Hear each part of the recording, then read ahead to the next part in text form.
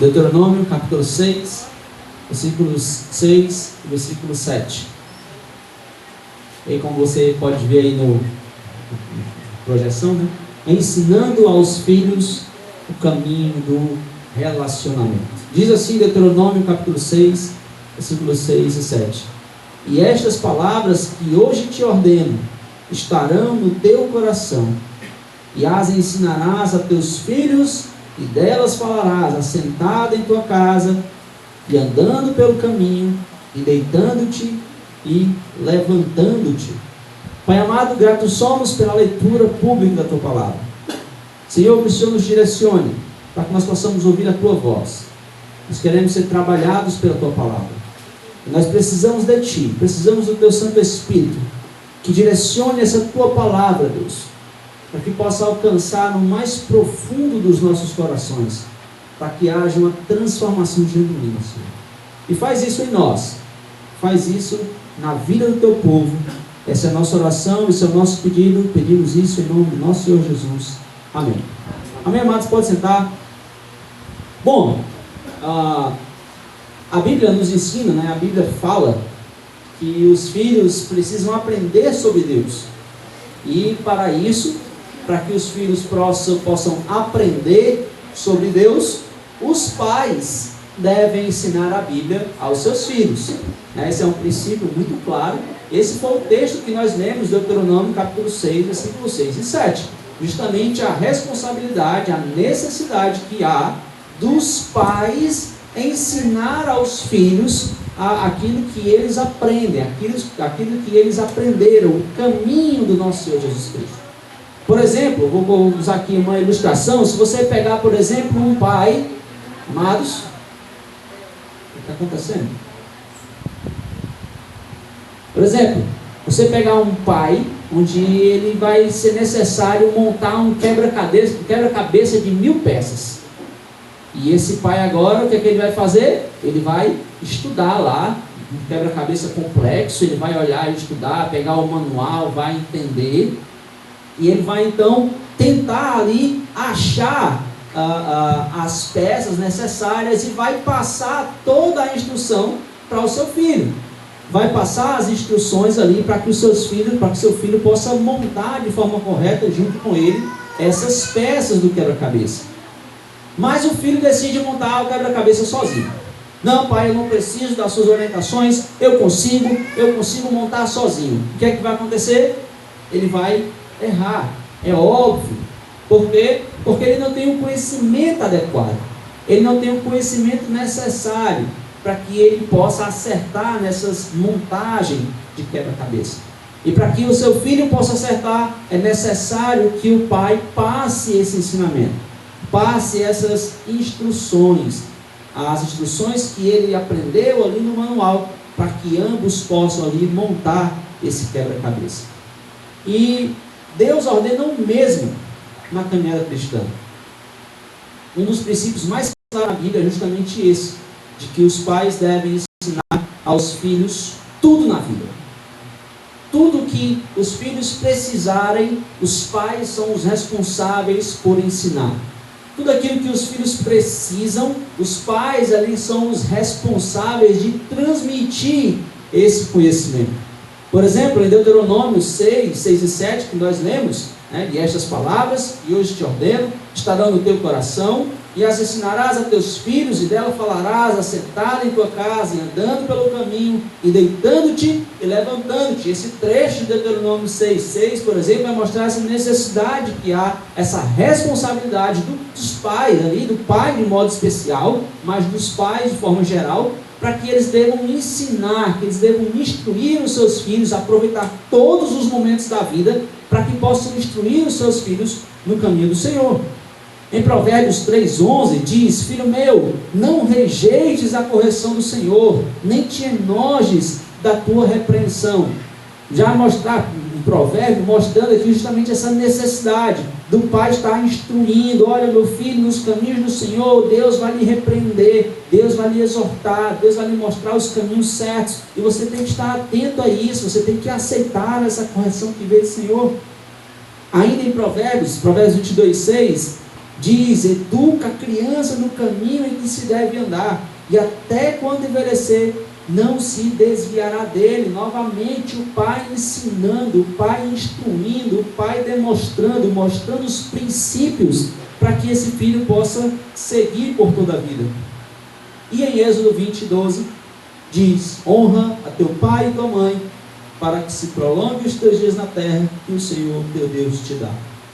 Amados, o princípio que deve ser seguido aqui, de todos esses versículos e muitos outros versículos que há na Bíblia, é que justamente os pais devem ter o conhecimento necessário, eles devem estudar a palavra de Deus, eles devem entender os princípios do Senhor, para que eles possam ter esse conhecimento necessário, para que eles possam ali transmitir aos seus filhos, para que eles possam passar aos seus filhos, a fim de que os seus filhos acertem, a fim de que os seus filhos não pequem, a fim de que os seus filhos agradem ao Senhor. São os pais que devem ter esse conhecimento e que possam passar para os seus filhos. Por que o senhor está falando tudo isso, pastor? Porque hoje, como foi passado no tema, eu quero tratar acerca dos pais ensinarem os seus filhos acerca do relacionamento. De modo mais específico, eu quero hoje tratar acerca dos pais ensinarem seus filhos acerca de namoro, de relacionamento.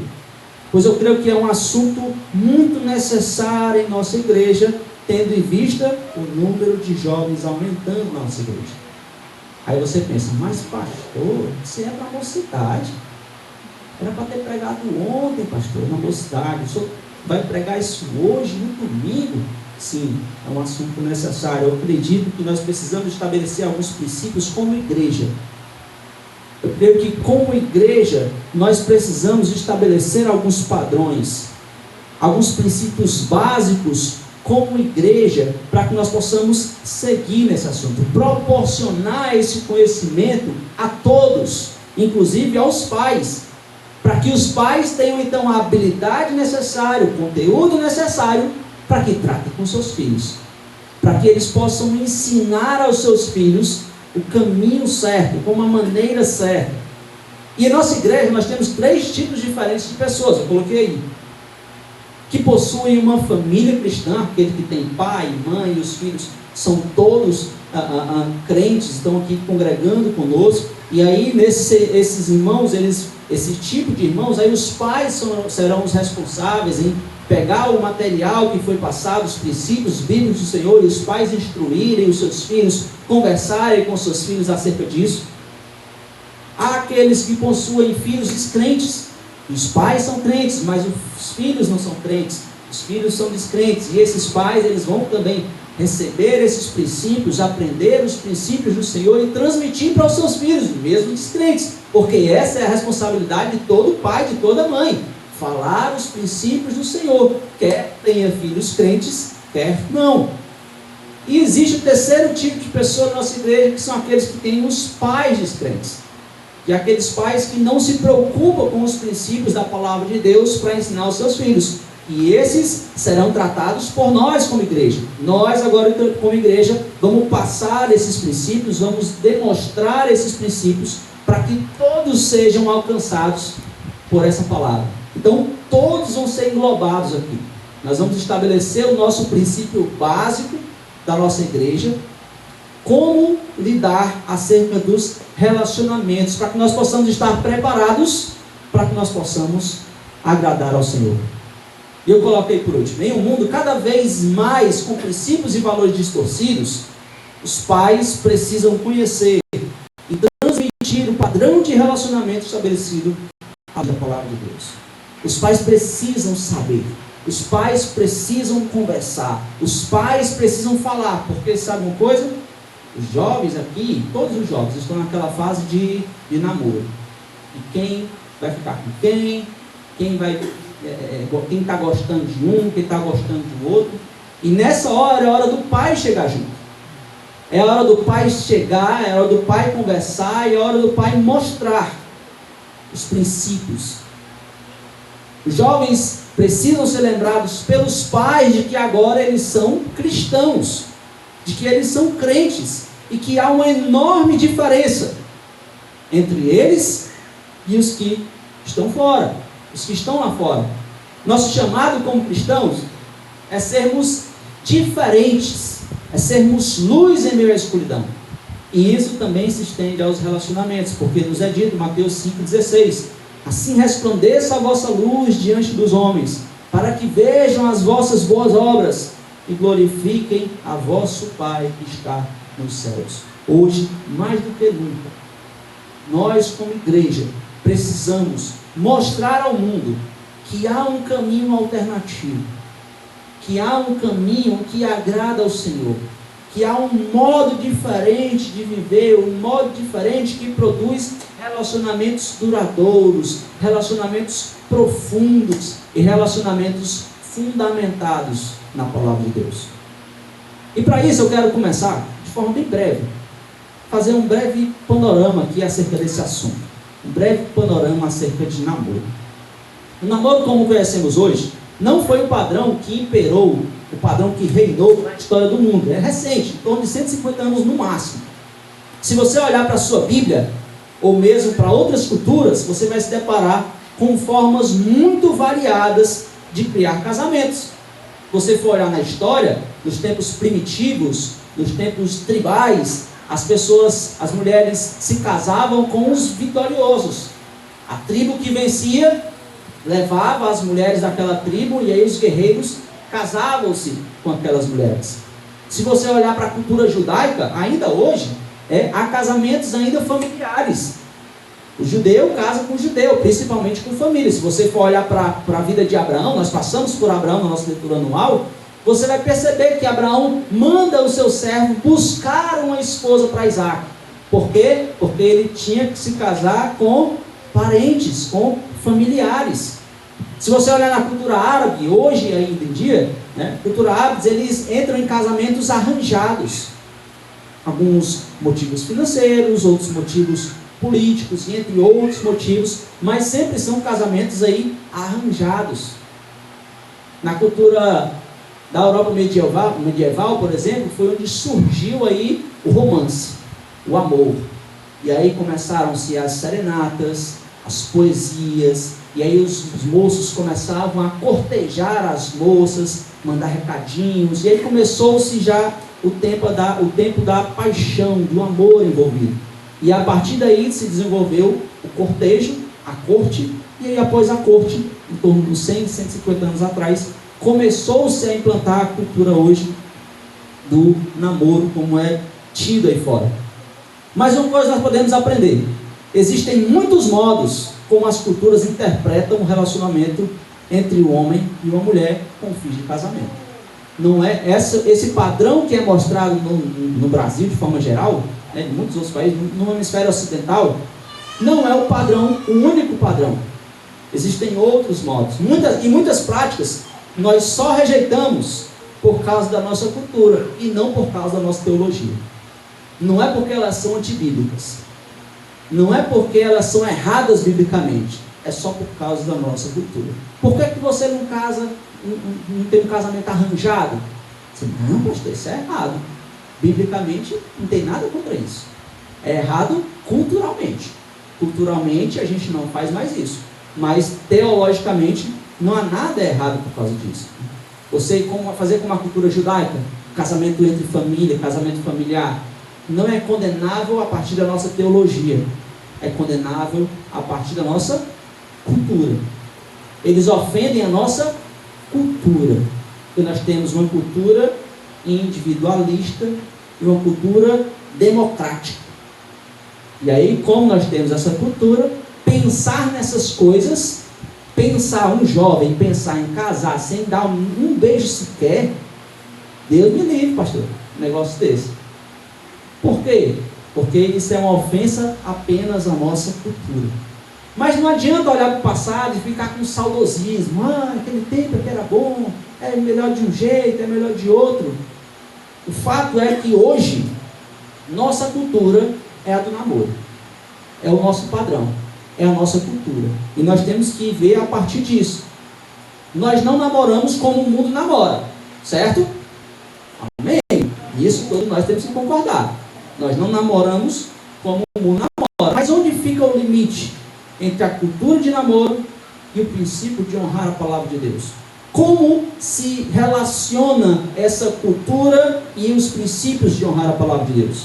E eu pretendo fazer isso chamando você para um outro ponto, para a gente observar como as pessoas se casavam na Bíblia. Eu quero olhar agora biblicamente, eu quero focar na Bíblia agora. E se você for ler de Gênesis a Apocalipse, quando você vai olhar toda a Bíblia, nós somos constrangidos com o fato de que namoro não existe.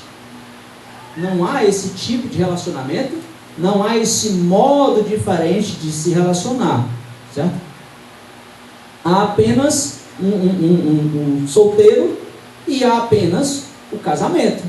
Não há esse estágio intermediário que nós chamamos hoje de namoro. Na Bíblia só existe solteirice e casamento. Havia um noivado na cultura judaica, mas já eram considerados como casamento. Se você for olhar para a criação, Gênesis 2:24, Adão era solteiro e do nada, foi o que aconteceu? Casou. Era solteiro, dormiu solteiro, acordou casado.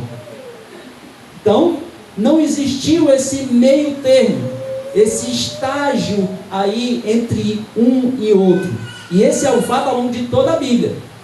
Se você for olhar em toda a Bíblia, ou uma mulher é sua esposa, ou ela não é sua esposa. Ou um homem é seu marido, ou ele não é seu marido. Não existe meio termo, não existe o mais, não existe uma exceção. Namoro não existe biblicamente.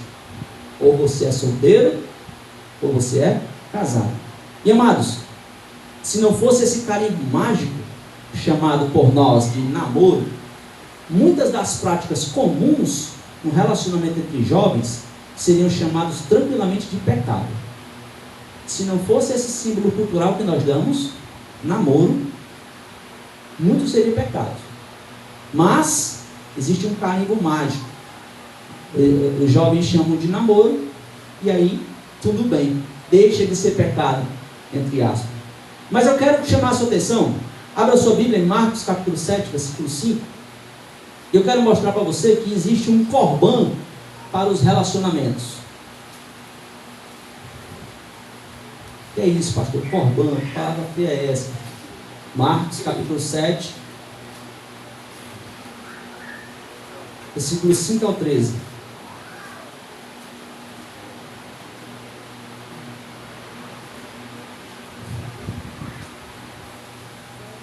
Acompanhe comigo.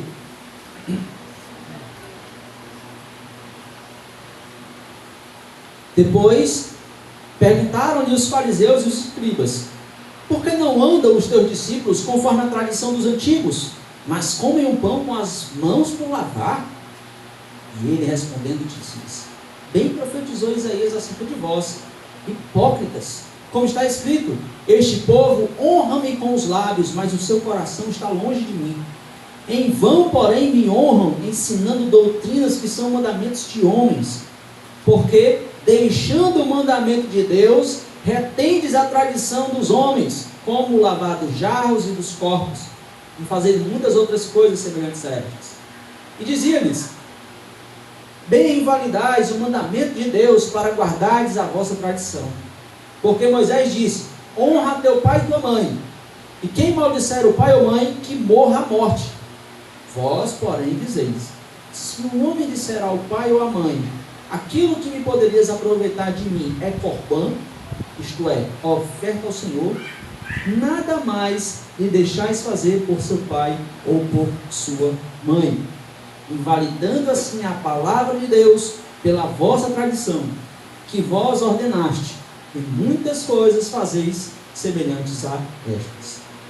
O que Jesus vai mostrar aqui para os fariseus e para os escribas é que eles estavam criando recursos culturais para que eles pudessem pecar de consciência tranquila. Eles davam um nome cultural para algum artifício e eles poderiam pecar tranquilamente. Havia um mandamento que os filhos devem honrar pai e mãe, que eles devem sustentar os seus pais. Não havia previdência pública naquela época. Os pais ficavam velhos e quem cuidava dos pais? Os filhos, mandamento bíblico, ordenança do Senhor. E o que é que eles faziam? Vamos fazer o seguinte: a gente diz que é corbã. O que é corbã? É que é do Senhor. Eu tenho aqui meu dinheiro e eu digo, tudo que eu tenho é do Senhor. Portanto, eu não posso ajudar meu pai e minha mãe, porque o dinheiro não é meu, o dinheiro é do Senhor. Mas, como o Senhor não recebe o dinheiro, não tem mão para pegar, eu vou administrar o dinheiro do Senhor. Era um artifício cultural, uma tradição humana que foi realizada para que eles pudessem pecar de forma tranquila. Com o carimbo do corbã, era possível pecar sem que parecesse pecado. Era pecado? Sim, Jesus disse isso. Mas eles pecavam de consciência tranquila, parecendo que não era. Mas, amados, corbã não existe. Essa é a mensagem de Jesus. Isso é um conceito cultural. É tradição de homens. Isso não existe na Bíblia. Contradiz a Bíblia. Permite com que o homem desobedeça ao Senhor. E amados, se você bem observar, o namoro é uma corbã relacional. É um artifício cultural inexistente na Bíblia, que põe a pessoa num estado de exceção para alguns mandamentos divinos. Se a pessoa está em uma relação chamada de namoro, ela pode desobedecer vários princípios, desde que esteja escrito o nome namoro, num crachá. Ele está usando um crachazinho, o nome namoro, fica de consciência tranquila. Sabe por quê? Eu coloquei aí, seria um pecado terrível sair beijando por aí. Não seria? Sair beijando todas as mulheres que eu vejo na minha frente? Que é isso, pastor? Isso é um pecado terrível. Mas ele disse, não, amados, mas elas eram minhas namoradas. O que você vai dizer? Tudo bem, então. É namorada? Tudo bem. Basta chamar de namoro. Chamou de namoro, tudo aquilo que era pecado, agora se torna aceitável. Sem peso na consciência. Porque nós carimbamos com isso. Portanto, quando nós usamos esse carimbo de namoro, uma moça pode entregar o seu coração para um rapaz, sem ser o seu marido. Quando nós chamamos de namoro, ela pode abrir o seu coração para um homem que não é o seu marido. Quando nós chamamos de namoro, essa e muitas outras coisas são realizadas de forma tranquila, sem peso na consciência. E essas pessoas vão desobedecendo a palavra de Deus. E amados, se o namoro permite que eu beije ou tenha intimidade com alguém que não é o meu cônjuge, acaso não poderíamos criar outros elementos culturais a essa também? Vamos criar uma cultura de que eu posso bater no filho dos outros sem ser pecado? A gente não pode criar? Vamos criar também argumentos. A gente pode criar vários argumentos aqui para desobedecer princípios da palavra de Deus de forma tranquila também. Porque, olha só, eu, pastor, casado, eu não posso desejar a mulher do meu próximo. Eu não posso desejar uma mulher que não é minha. Eu não devo cobiçar no coração uma mulher que não é minha. Mas um jovem pode. Basta ele chamar de quê? Namoro. Chamou de namoro, está tranquilo. Ele pode cobiçar, ele pode desejar, ele pode beijar, ele pode fazer qualquer outra coisa. Amados, o namoro é uma prática cultural que nós inventamos. E como mera prática cultural, não tem autoridade nenhuma para desfazer os mandamentos da palavra de Deus. É algo que nós temos. Não existe essa instituição chamada namoro que me ponha nesse estado de exceção. Não existe uma instituição qualquer que me ponha ali em exceção a obedecer aos princípios da palavra de Deus. Somente a Bíblia é que nos mostra o perfeito padrão moral que Deus requer de cada um de nós. A Bíblia é quem nos coloca aqui nesse padrão do que Deus deseja ao homem. Então eu quero convidar você para olhar biblicamente um princípio bíblico fundamental que deve guiar os relacionamentos entre homens e mulheres, que os pais devem ensinar aos seus filhos. Vamos abrir nossas Bíblias em 1 Timóteo, capítulo 5, versículo 2, e vamos ver como os solteiros devem se tratar. Como deve ser esse relacionamento, que os pais são responsáveis em ensinar aos seus filhos. 1 Timóteo, capítulo 5, versículo 2.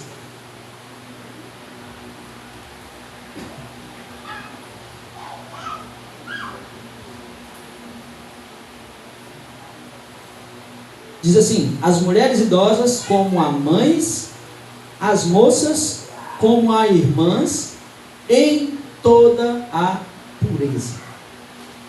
Amado, Paulo está aqui instruindo Timóteo, que era um pastor mais jovem, sobre como tratar os membros da igreja.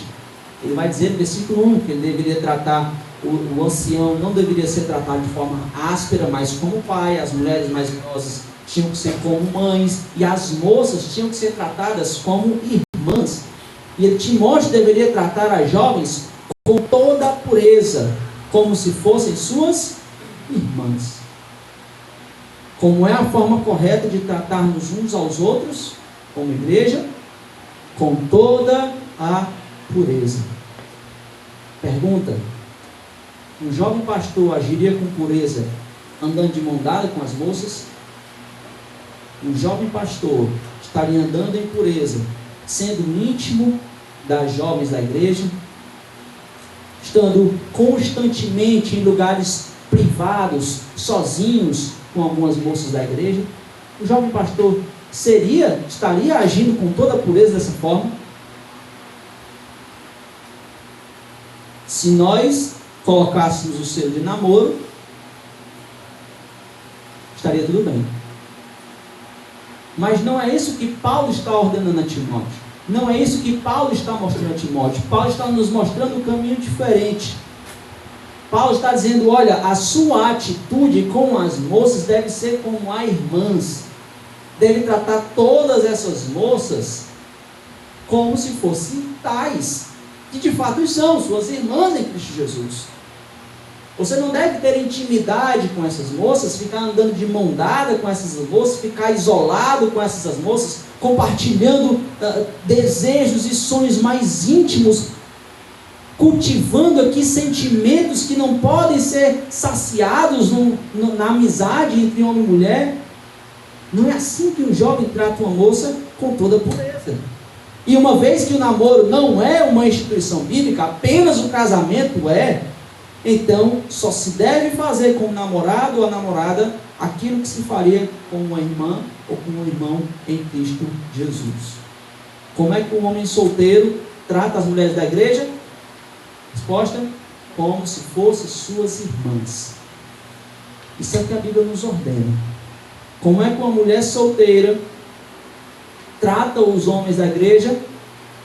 Como se fossem seus irmãos. Quer ele chame essa mulher de namorada, quer ela chame esse homem de namorada, mas o princípio bíblico estabelecido para os solteiros é: tratem-se como irmãos. Não existe estado de exceção. Faça com eles aquilo que você faria apenas com o seu irmão. E o que é ser com toda pureza? Nós tratamos isso. É não ter aquele olhar lascivo, não ter nenhuma intimidade física, nenhuma intimidade emocional. Tem jovens que, pelo amor de Deus, estão gostando, sentindo alguma coisa, e ai meu Deus, eu não vejo minha vida mais sem ela, meu Deus do céu, não sei o que eu faço da minha vida. Isso é intimidade emocional, isso não se faz em namoro, isso se faz no casamento. No casamento é que você não vive sem a sua mulher, porque ambos são uma só carne. Tratar com pureza é não ter essa intimidade física ou emocional, é não entregar o seu coração. Em 1 Coríntios, capítulo 7, versículo 1 a 2, Paulo diz algo muito interessante. Ele diz que ou você se casa, ou você não toca em mulher, e por causa de um motivo, por causa da imoralidade. Ele diz: olha, bom seria se os homens não tocassem em mulheres. Mas existe a imoralidade. E por causa da moralidade, portanto, é melhor que case. Então, o princípio que Paulo estabelece em 1 Coríntios capítulo 7, 1 e 2, é que existe uma condição para poder um homem tocar numa mulher. Você precisa ser o marido dela. Existe um pré-requisito para uma mulher tocar no homem. É você ser a esposa dele. Namoro não é casamento. Namoro não é nem sequer uma amostra prévia de casamento. Ou você não toca no menino ou menina, ou você se casa. E amados, o mundo contemporâneo se relaciona de forma antibíblica. O mundo contemporâneo mostra um princípio de namoro, um princípio de comportamento totalmente antibíblico. E por isso que nós precisamos tratar sobre isso e nós mudarmos esse padrão. Mudarmos esse princípio. É normal, eu coloquei, é normal aos olhos do mundo os jovens ficarem de intimidade um com o outro, andarem de mão dadas, ficar grudado no outro, marcando território. Pais, homens, não permitam isso. Não permitam. Isso não é para namorado. Jovens, Deus não permite isso. Não permite intimidade fora do casamento. Nós, como cristãos, não devemos usar a cultura moderna como um carimbo para disfarçar os nossos pecados. Nós temos que chamar os nossos pecados pelo nome e lutar contra eles. E correr desses pecados. Nós precisamos estar muito atentos ao que a Bíblia diz. E estabelecer esse princípio bíblico em nossa igreja. Nós, como igreja, não devemos aprovar aquilo que Deus não aprova. Nós não podemos, como igreja, aceitar o símbolo, o carimbo cultural de namoro, sendo que a palavra de Deus nos ordena outro padrão, outro princípio. Jovens e adolescentes devem se tratar como irmãos, como de fato o são em Cristo Jesus. Pais, ensinem seus filhos. Falem acerca disso. Mostrem isso. Jovens, essa é a vontade de Deus. Esse é o princípio da palavra de Deus sendo ensinada para o seu relacionamento. E aí eu quero fazer uma pergunta que geralmente os pais temem, né? Pai, quando eu posso começar a namorar, pai? Os pais não gostam, né? Quando eu posso começar a namorar? O que geralmente se diz é: você só vai namorar quando tiver 18 anos. Geralmente essa é a resposta que se diz. Muitos pais e mães temem essa pergunta. Mas eu quero passar para vocês alguns princípios importantes para essa resposta. Eu já falei na mocidade isso uma vez e eu quero tratar isso como igreja. Para você, ou seu filho, ou sua filha, começar a namorar, ele deve necessariamente ter algumas coisas. A primeira delas, maturidade. Seu filho tem que ser maduro. Você tem que ser maduro. O que é uma pessoa madura? É uma pessoa com responsabilidade. É não ser criança. É alguém que tem que fazer. Não faz apenas o que gosta. Faz porque tem que ser feito. Tem que ser maduro o suficiente para isso. Você tem que ter também um equilíbrio emocional. Você tem que saber lidar com suas emoções. Não é aquele que é assaltado por elas, está morrendo de amor por uma pessoa hoje, na outra semana morrendo de amor por outra pessoa. Não há equilíbrio emocional, não há maturidade. Não comece, você não está pronto ainda, mesmo que você tenha 25 anos, você não está pronto ainda. Terceira coisa, você tem que ter tempo, porque o namoro é para você planejar, conhecer a pessoa de forma melhor e já caminhando em direção a noivado e casamento. Portanto, você tem que ter tempo para conhecer a pessoa. Você tem que investir tempo para conhecer. Portanto, esse é o terceiro item, tempo.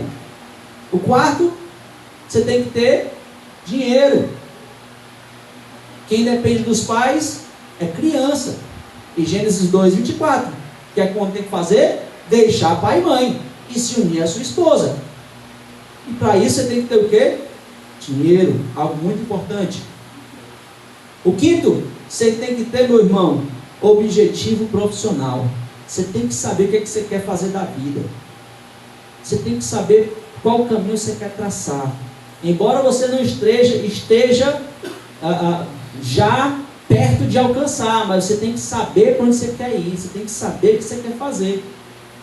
E o último e mais importante, disposto a casar. Você namora, quer começar a namorar, você não deve ter nenhum empecilho que o impeça de casar dentro de 2 anos. Se há algum empecilho que lhe impeça de casar dentro de 2 anos, essa não é a hora. Você não está pronto. Por quê? Porque o namoro cristão, o namoro que nós devemos estabelecer como igreja, é um namoro objetivo. E se você entra em um relacionamento, se você permite que o seu filho entre num relacionamento sem um desses 6, é um suicídio. Ele está fadado aí ao fracasso. Amados, eu quero que você, para concluir, abra sua Bíblia em Lucas, capítulo 14. Certa vez, eu ouvi que não deveríamos começar com as mensagens mais difíceis do Evangelho, e sim com as que são mais agradáveis. Não, você não deve mostrar logo a parte ruim de ser crente. Você tem que mostrar a parte boa. Vida eterna, salvação, comunhão com Deus. Essas coisas mais difíceis para o final. Mas eu quero que você abra a sua Bíblia em Lucas capítulo 14.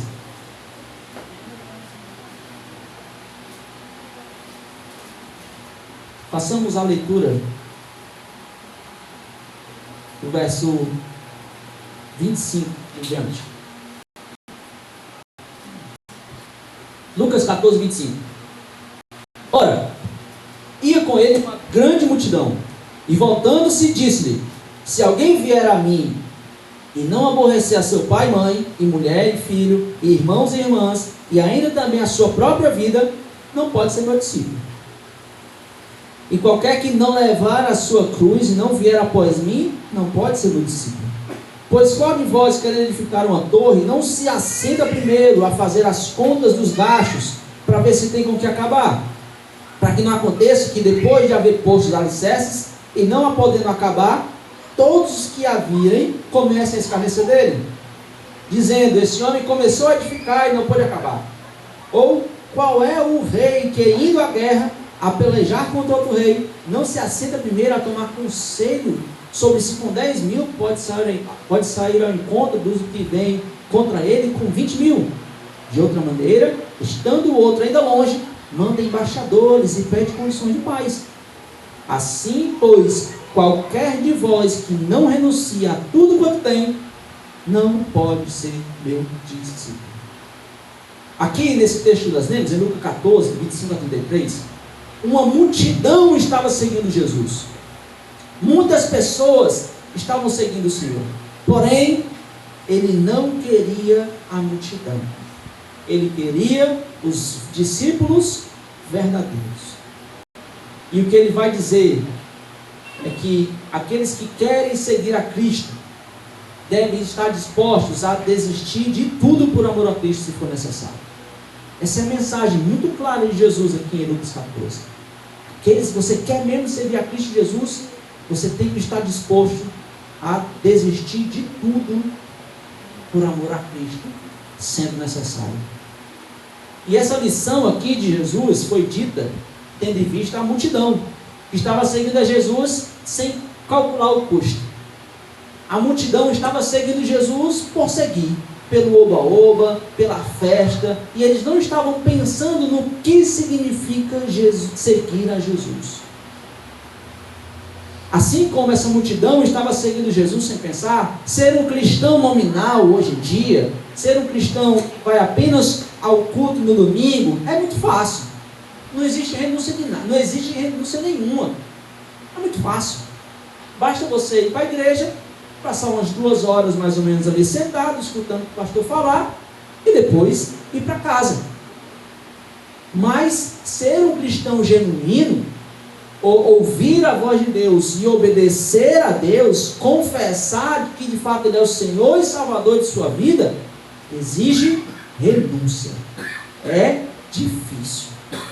E amados, Jesus não tinha o desejo de ampliar o seu número de seguidores, admitindo os soldados que fracassariam na hora da necessidade. Jesus não queria a multidão. Jesus não queria que as pessoas seguissem ele de qualquer forma. E é por isso que aqui em Lucas 14 ele chega e diz: olha, avaliem, calculem o preço. Antes de você começar a me seguir, veja se você está disposto ainda. Segundo o próprio Jesus, ser crente custa caro. Custa aqui a totalidade do nosso ser. Ser cristão vai custar os seus sonhos. Ser cristão vai custar os padrões de namoro que você estabelece sobre a sua vida. Ser cristão vai custar os seus prazeres.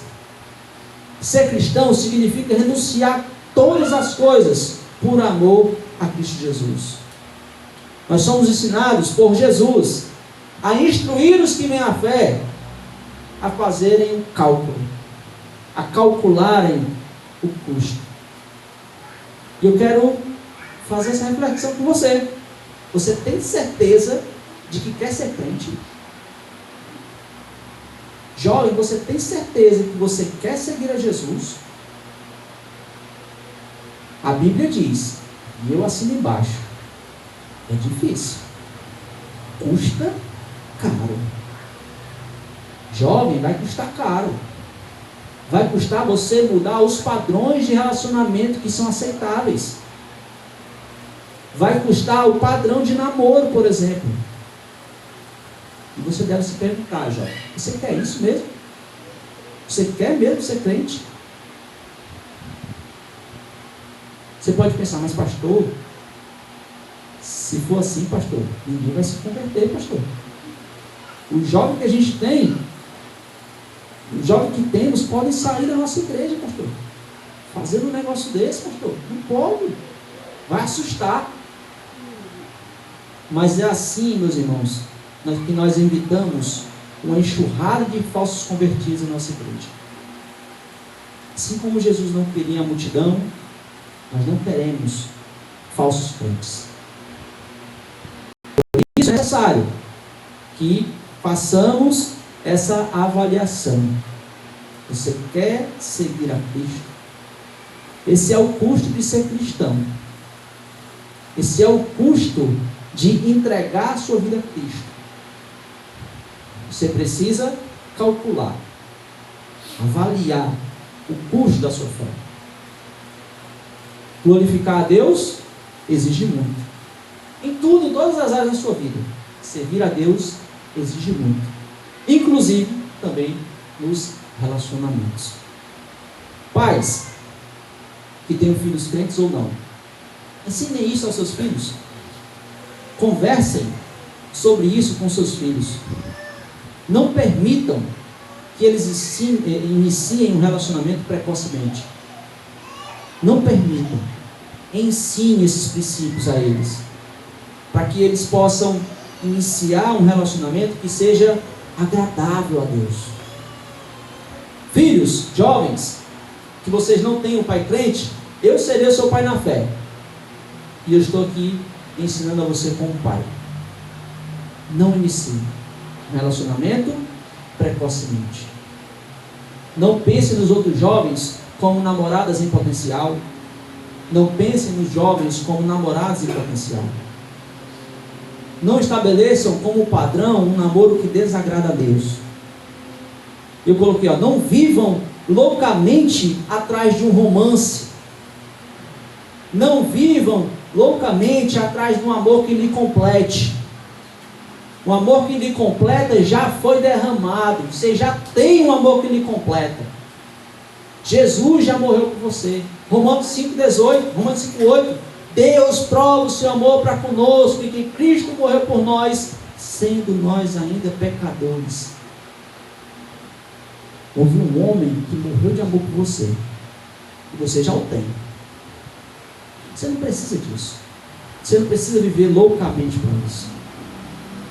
Esta força, pais e jovens, não está em você mesmo. Está em você olhar para a cruz de Cristo. Vamos olhar Filipenses, capítulo 2. De onde deve vir a sua força? Filipenses, capítulo 2.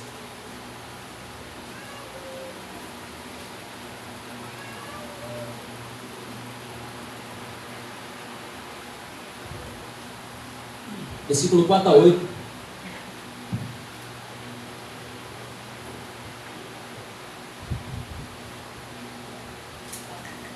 Diz assim: não atente cada um para o que é propriamente seu, mas cada qual também para o que é dos outros.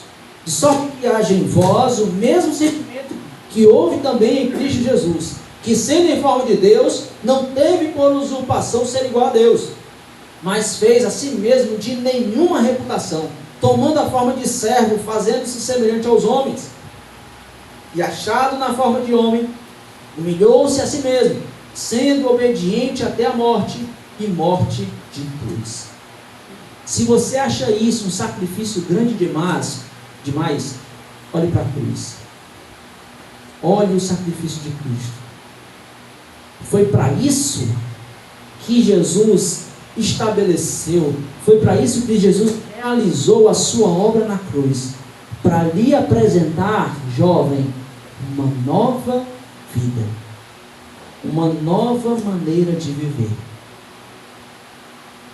E essa nova maneira de viver, essa nova vida, não tem como objetivo principal a sua satisfação, a sua própria satisfação. Não é porque você ou sua alegria é importante. Deus fez isso por seu próprio nome e por sua própria glória. Nós vamos ver isso em toda a Bíblia. Deus sempre dizendo: é por amor do meu nome que eu faço isso. Eu faço isso para que o meu nome seja glorificado. Mas por que Deus fez assim? Por que Deus faz para a glória do seu próprio nome? Ele é um Deus egoísta? Narcisista? Não, amados. Ele faz isso porque Ele sabe que a alma do homem, de todos os homens, ela tem sede por algo transcendente. A nossa alma tem sede por algo muito maior, por algo divino. Por isso que nós nos entregamos a essas paixões. Por isso que os homens se entregam às bebidas, às drogas e a todo tipo de orgia, amores e prazeres. Porque no mais íntimo da alma do homem está essa sede, essa necessidade pelo transcendente. E se você está cansado dessa vida sem sentido e fútil, é por justamente você estar vivendo para a sua própria glória. E com isso você não alimenta a sua alma, que tem sede de transcendência. Você busca da sua maneira. Você busca viver para a glória de você mesmo, os seus prazeres, os seus desejos. Mas assim nunca é saciado. Deus oferta essa nova vida para a sua própria glória dessa forma. Deus oferece essa nova vida para a glória dele mesmo, porque ele ofertando para você essa nova vida para a glória dele mesmo, nós temos o que nós tanto necessitamos: o preenchimento do transcendente, de algo divino, do amor que não cabe em nós, do amor que não cabe na alma humana.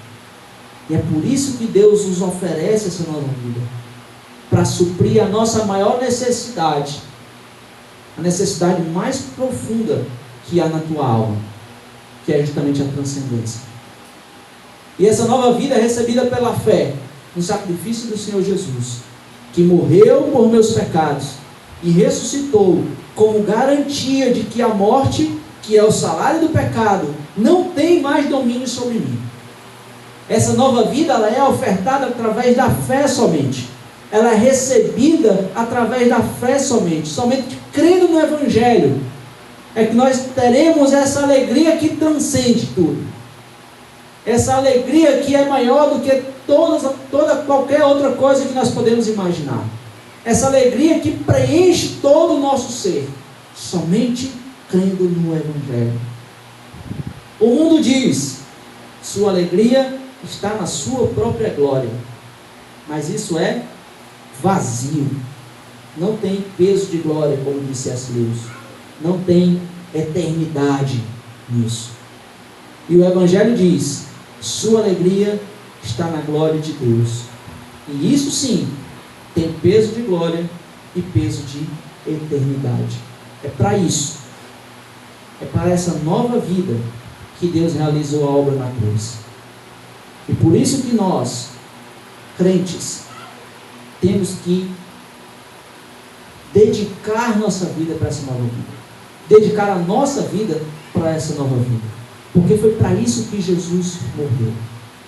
Para nos dar uma nova vida, novos padrões, novos princípios. Jesus mesmo disse: não se põe vinho novo em odres velhos. Nova vida, novos padrões. Cristo fez isso para dar a mim e a você um padrão de Deus para o relacionamento correto. Pais, ensine isso aos seus filhos. E jovens, ouçam a voz do Senhor. Esses são os padrões de Deus, os relacionamentos que os pais devem ensinar aos seus filhos. Senhor Deus, gratos somos, porque ouvimos a Tua voz. A Tua palavra nos exorta, nos anima,